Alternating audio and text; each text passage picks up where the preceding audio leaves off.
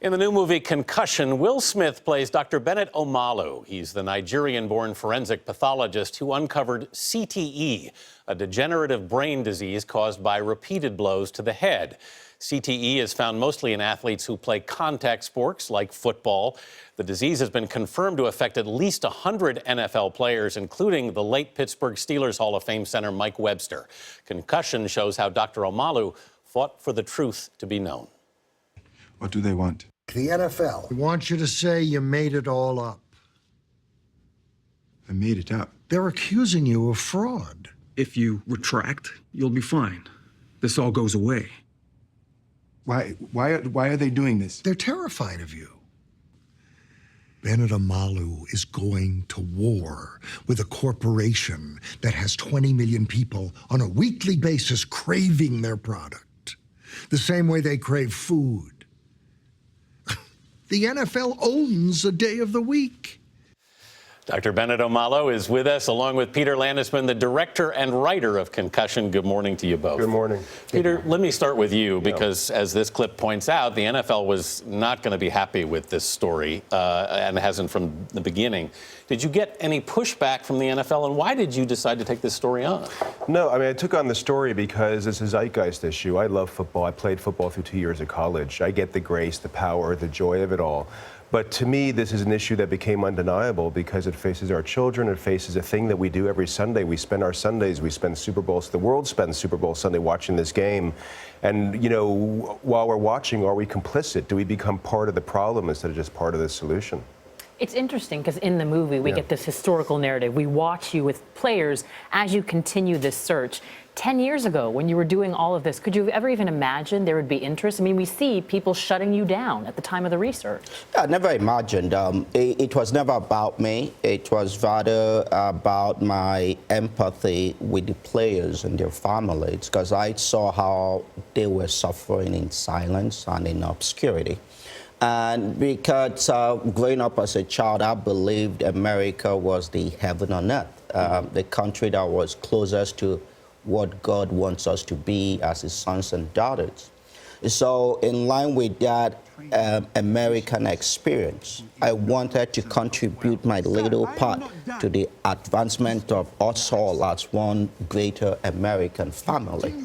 I wanted to use my education and knowledge to become the voice for the voiceless, to help other people who needed help. What was the hardest part for you about the pushback you got? The hardest part was I meant well. Yeah. I had the goodwill. I only wanted to be American. Yeah. To stand by the truth is American. And I was extremely disappointed because the experience wanted to steal away that perception I had about its wonderful country. Yes. And I refused to let anyone do that to me. So I stood firmly. Which can't have been easy at that time. It wasn't. I wouldn't deny it. It was difficult, but faith makes the impossible possible. Well, it's interesting because even your story, how the two of you met, you were an investigative journalist, because I read also several people were tapped to try to write this and direct it, and it wasn't until it came onto your lap, it being such a hot button issue, that you actually said, I'm willing to do this. What was your goal? Why did you want to do this topic? I think that's true because it took someone willing to climb inside the beast, not just his life, which is one of the most remarkable tales. I mean, Bennett in many ways is the most optimal, most beautiful idea of a whistleblower I've ever come across, including Deep Throat, including the long history of Silkwood in film and in real life. I wanted to do it because I felt a responsibility. I felt a desire to tell a story well told. And it became undeniable. This felt like a movie that just needed to be made, to be honest with you. I felt like it found me as much as I found it. Did the NFL ever contact you, push back in any way?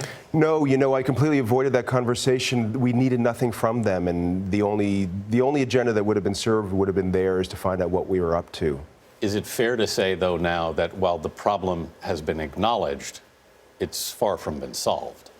No, because the fundamental truth is in whatever human activity you are involved with, where your head is exposed to repeated blows, there is a risk of brain damage, with or without a helmet, with or without symptoms.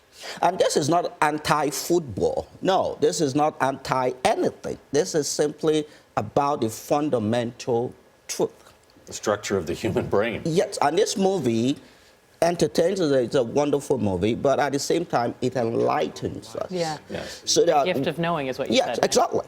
So that when you make that decision, it will be an informed decision. Well, it's an excellent film. Dr. Bennett Omalu, thank you so much. Peter Landesman, thank you for being here as well.